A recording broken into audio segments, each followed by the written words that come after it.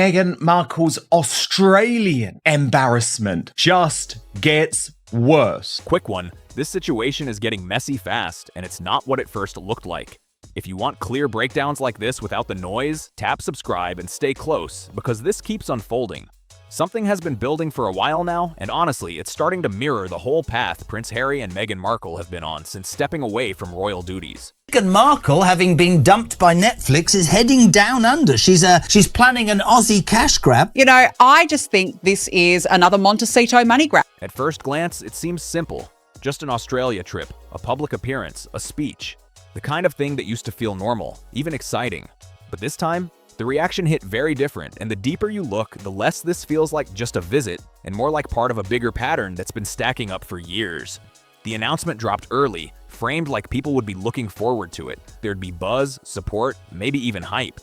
But instead of that, things flipped fast. For that $3,000, you still have to share a room with another woman and a twin bed. Oh, wow. Which is wild. A petition started circulating, and it didn't just sit there. It took off, pulling in over 35,000 signatures in a short time. The message was clear. Strong pushback, especially if public money was going to be involved. Now sure, 35,000 in a country of over 26 million might not sound huge at first. This woman is desperate for money and is prepared to do pretty much anything to get it. Group photo op you will not be getting one-on-one, even if you pay for the VIP experience. It's the bare minimum you can do for your fans, but with Meghan, you might be treated to a massive group ensemble photo, and it'll only cost you $2,000. These two just won't give up, and they're just desperate for this relevance. They've got relevance deprivation syndrome, in my view. But, you know, that's a lot of money. Are people really going to turn up to listen to Meghan? Australia knows better. Her polling has declined significantly there. I don't think they'd get the welcome that they would want. But that's not the full picture. Most petitions barely scrape a few hundred names, if that. So when tens of thousands of people go out of their way to sign something like this, that's not random. It shows real intent, real attention, and something deeper than casual disagreement. She's got yoga straps, pet feeding, gardening tools, bath and shower gel, jewelry, furniture, skin cast, podcasts.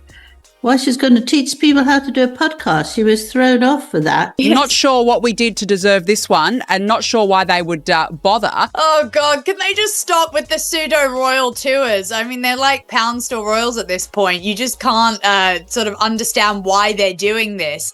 In a way, it's confected. It's because they're irrelevant. They're falling off the news cycle. Meghan isn't selling any jam. And Meghan's going to do an intimate fireside chat where she's probably going to regurgitate things like, you know, you just have to anchor in your own knowing. Wow. Or she might teach you how to trade one bag of pretzels for another bag of pretzels and call that, you know, elevation. I don't know. But for the most part, I do think that it will be mostly private events and commercial ventures that they're pursuing more so than charity opportunity. And this is where it starts to get even more interesting. Instead of staying quiet and letting things cool off, their side responded directly. And that response instantly became a talking point. The claim was basically this: since most Australians didn't sign the petition, that must mean they're fine with the visit, or at least not against it. On paper, it sounds like a clever flip. It's charging 3,000 Aussie dollars if people want to hear her speak at her best life retreat in Sydney. Apparently there's going to be yoga, motivational speaking, manifestation workshops. And here's the real kicker. Those who purchase VIP tickets, they'll be privy to a group table photo with the Duchess and seats in the front 2 rows for the gala dinner. And VIPs will also get an exclusive goodie bag and a premium ocean view hotel room where this retreat is being held. I find this utterly nauseating, if I'm going to be honest, Bronte. In reality, it didn't land well at all. A lot of people saw it as dismissive, like brushing off not just the petition, but the concerns behind it. It came across like disconnect from how public opinion actually works, because most people don't sign petitions even if they agree with them. And that moment, it lit up a pattern people have been pointing out again and again.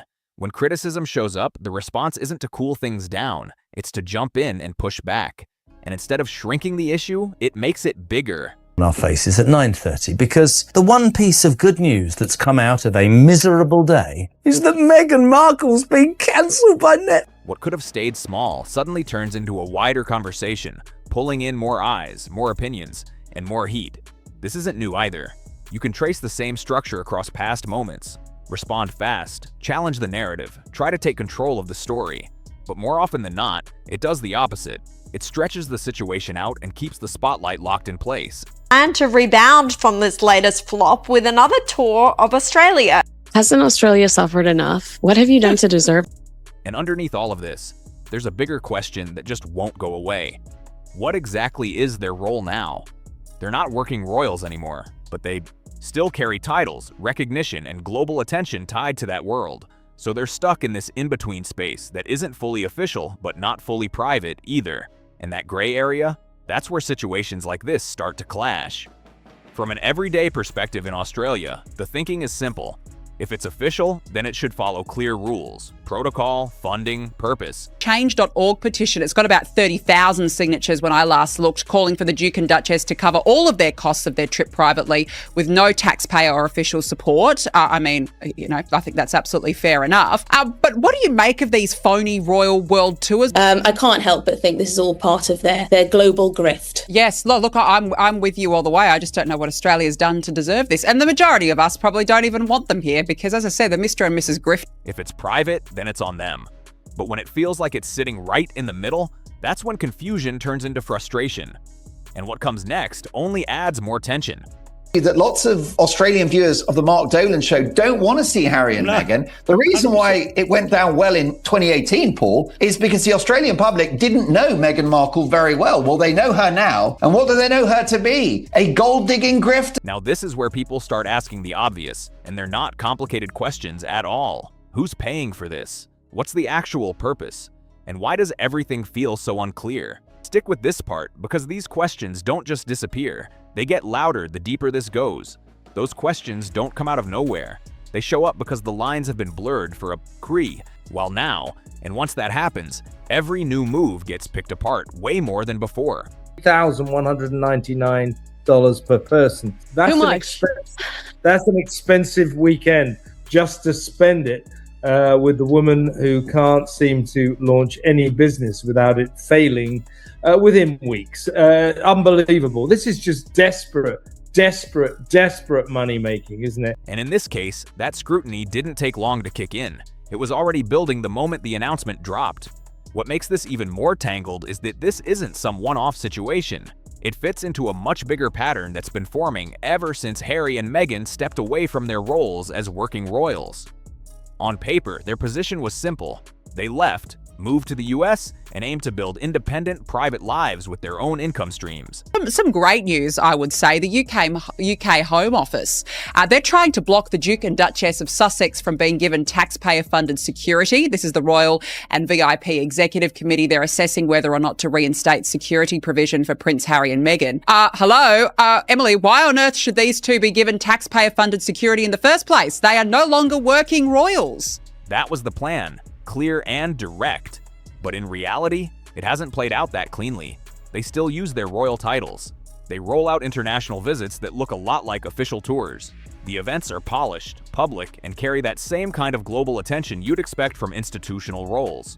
At the same time, everything is tied to private deals, media contracts, partnerships, business moves, and now, Montecito is not just any neighborhood. This is a high-profile, ultra-private community. Oprah Winfrey lives there. Rob Lowe has been there. Ellen DeGeneres, too. That mix? It's created a space that's hard to pin down. So people keep circling back to one simple question. What exactly are they now? Private individuals? Or public figures still operating with a royal edge? That exact tension is what groups like Republic Australia have been calling out. Their stance is pretty straightforward. If these trips are private and commercial, then treat them that way. No public support, no special treatment, no blurred expectations. And they're connecting it to something bigger too. Australia, like a lot of places right now, is dealing with rising costs, housing, energy, food, all climbing. If you want further proof, any more proof that the Sussexes, particularly Meghan, is in financial trouble, look no further than this. She's hawking herself for a cheapo weekend, or not a cheapo weekend, a cheap-sounding weekend at very high prices. Yeah. Come and spend 5 minutes with Meghan. It'll cost you more than $3,000. I'd rather pay my rent. I'd rather pay my rent than listen to this woman talk her dribble, her, what do we call it? Word salad. salad. But I do love that. That's what it is. This is rock bottom. What on earth is going on? And of course, this is going to be a part of their next pretend royal tour when they go to Australia. So when people hear about high-profile visits that might involve resources in any way, it hits differently. It stops being just about personalities and starts becoming a question of fairness. Because from that angle, the logic is simple. If it's private, then handle it privately. Pay for it, organize it, manage it like anyone else in the public eye. That's the standard most people understand without needing it explained. To be fair, their representatives have said the trip will be privately funded, and they've pushed back on the petition. Lindsay, their last tour here was back in 2018, 18 months before they quit their royal duties and relocated to the US. What sort of reception would you expect them to get this time? A combination of morbid curiosity with the side of, why are they here? Yeah. Calling those concerns unnecessary. On the surface, that should calm things down, but it doesn't fully land. Because the real issue isn't just about money, it's about why people felt unsure in the first place.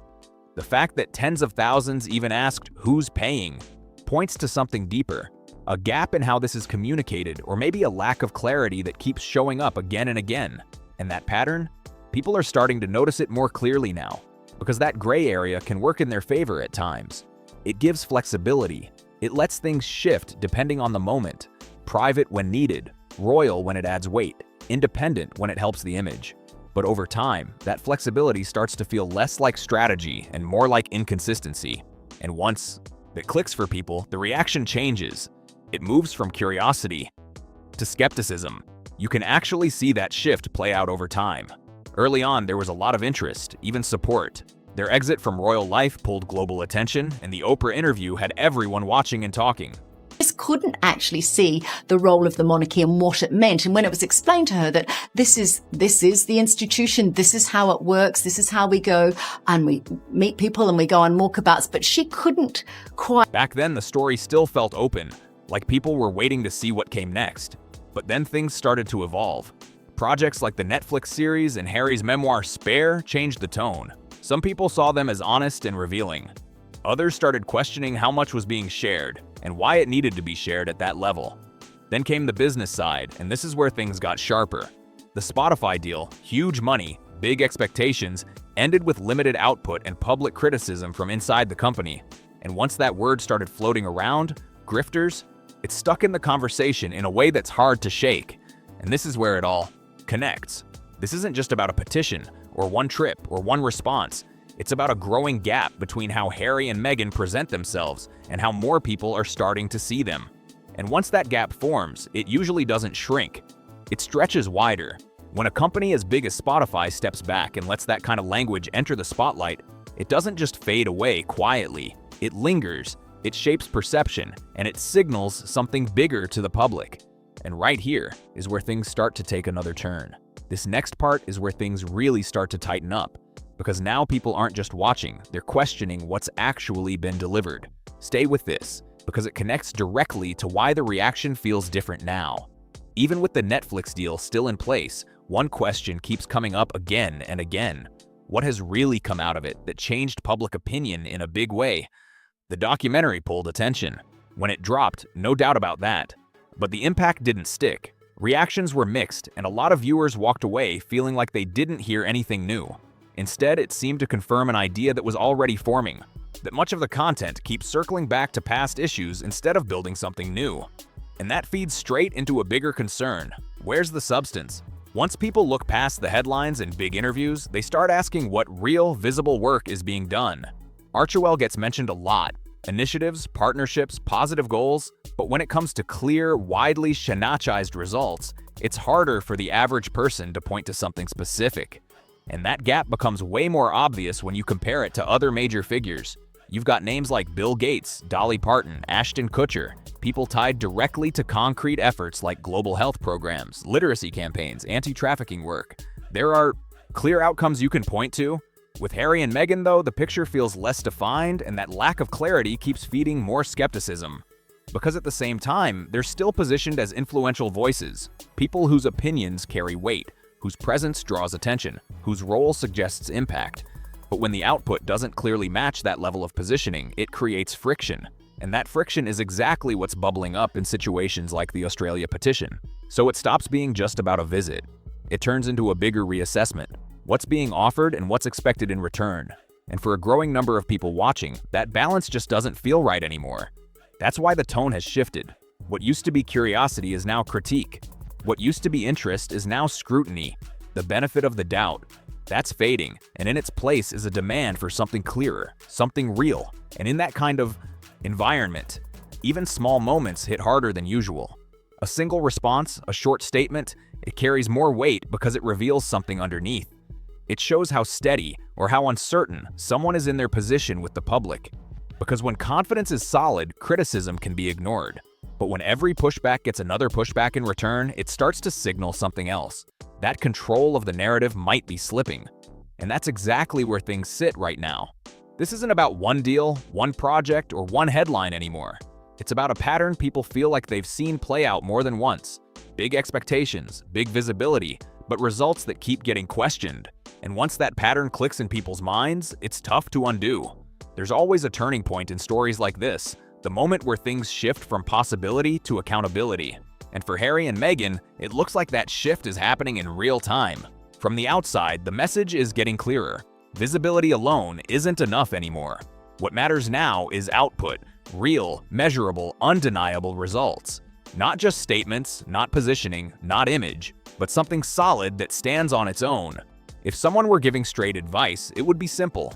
Create something with clear value. A documentary that informs instead of revisiting. A book that adds something new instead of reopening old chapters. A charitable project with results people can actually track and see. Something that speaks for itself without needing the backstory.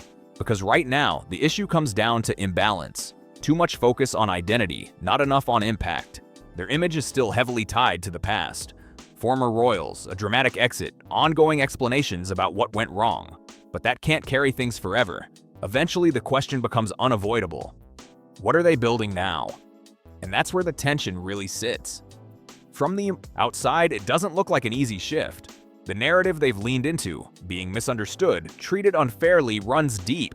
And when that mindset locks in, criticism stops feeling like feedback and starts feeling like proof of the story itself. That kind of cycle is hard to break. At the same time, there's something bigger forming around all of this. Legal battles over media coverage and public criticism are starting to raise wider concerns. Because when high-profile figures with major resources push into long legal fights over what's being said about them, it opens up a whole different conversation, one that goes beyond celebrity and into questions about reputation, power, and where the line is drawn. And that part hasn't fully played out yet. Now here's where everything pulls together. Because this isn't just about one moment, it's about the bigger balance people are starting to question. Protection from defamation matters, no doubt, but so does the ability to question, analyze, and critique public figures, especially ones who actively step into the spotlight and influence public conversations. And when that balance starts to feel off, people notice fast. But the real story shows up in the contrast. Look back at Australia in 2018. That was a high point. Huge crowds, strong support, positive energy everywhere. Their presence felt fresh, like a glimpse of where the monarchy could go next. Now fast forward and the tone feels completely different. Petitions, skepticism, sharp reactions. This isn't random. These are signals showing how public opinion shifts when expectations and outcomes stop lining up. And it didn't happen overnight. This was gradual, decision by decision, message by message. A growing gap between what people thought they'd see and what actually played out. If they had stayed within the royal system or even stepped away more quietly, the path could have looked very different. The goodwill might have held. The global reaction might still feel like it did back then. But that's not the route that was taken. Instead, conflict moved front and center. Private matters became public. And over time, that choice reshaped how everything else was viewed. What once looked like freedom started to show another side. Because the structure they left behind didn't just limit them, it also lifted them. And without it, the pressure to prove their value on their own became unavoidable. Without that backing, things now feel less defined. Big projects, major deals, constant visibility, but the same question keeps coming back. What exactly are they now? Media figures, philanthropists, commentators, there's no clear, steady answer, and that uncertainty keeps the tension alive. Because going back doesn't seem realistic after everything that's been said and done. The relationship with Prince William appears strained, and any reset would come with conditions that don't match the path they've chosen. But moving forward hasn't been simple either. They're still tied to the same narrative they tried to move past. Every project gets compared to royal life. Every appearance gets filtered through the past. Every attempt to redefine things seems to circle right back to the same story. From the outside, it can look like being stuck between two worlds, no longer fully in one, but not fully settled in the other. And public sentiment has clearly shifted. What used to be curiosity, even support, has turned into sharper, more critical reactions. Moments like the Australia petition aren't isolated. They reflect that bigger change. And once public perception moves like that, it's hard to reverse. It takes more than words, it takes proof. Real direction, real impact, something people can actually point to and say, that's different. Until then, the pattern risks repeating. Big announcements, followed by backlash. Statements, followed by deeper scrutiny. Constant visibility, without clear resolution. Looking at it from the outside, it's not one single controversy that stands out. It's the buildup of all of them together. Each moment stacking onto the next, shaping a story that's still unfolding and still unsettled. And that's why situations like this keep pulling attention, not because they're shocking, but because they feel familiar. If you want more clear breakdowns like this as things keep developing, make sure you're subscribed so you don't miss what comes next.